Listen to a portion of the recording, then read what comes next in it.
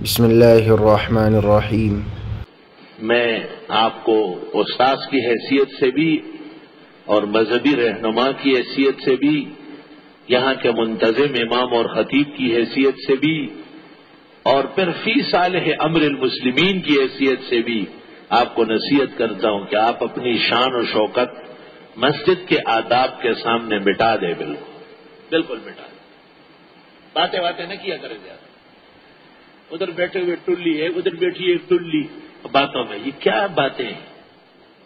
انہی باتوں نے آپ کا دل سخت کیا ہے، انہی باتوں نے آپ کو پیچھے دھکیلا ہے۔ توجہ اللہ کرو، آداب مسجد بجا لاؤ۔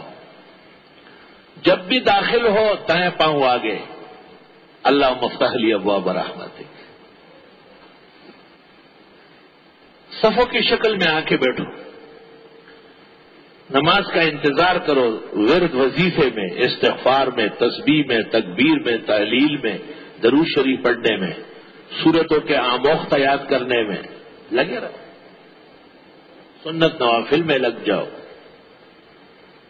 جو شخص باوضو مسجد میں آ کے صف میں ادب کے ساتھ بیٹھے جماعت کے انتظار میں، بخاری شریف اور ابو داؤد میں ملائک 3 دعا دیتے ہیں، 2 بخاری میں ہے، تیسری ابو داؤد میں ہے۔ اللہم اغفر لہ وارحمہ وتب علیہ، خدا اس کی بخشش فرما، اس پر رحمت نازل فرما، اس کی توبہ قبول فرما یا اللہ۔ اور مسجد سے نہ گزرا کرو، باورچی خانے اور اس گیٹ سے ادھر جا رہے ہو اور اس دفتر سے اس طرف آ رہے ہو، مسجد سے نہیں گزرو، گزرگاہ راستہ ہے اس سے چلو۔ لا يتخذ المسجد ممرا۔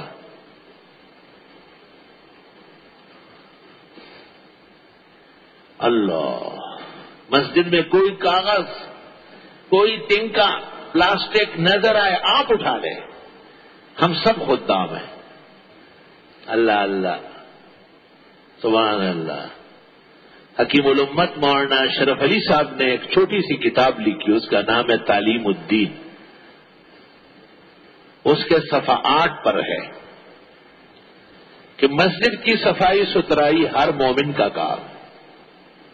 آپ کے سامنے تنکا پڑا ہے تو آپ اس کے لیے کہ مسجد کا خادم آ جائے، واہ بھائی واہ، ہم سب عبادت کے لیے آئے ہیں۔ اور بخاری میں ہے کہ جو مسجد کی صفائی ستھرائی کرتے تھے، پیغمبر نے ان کی قبر پر جا کر جو دعا فرمائی، آپ نے فرمایا اسی عمل کی وجہ سے اللہ نے ان کی قبریں منور کر دی، روشن کر دی۔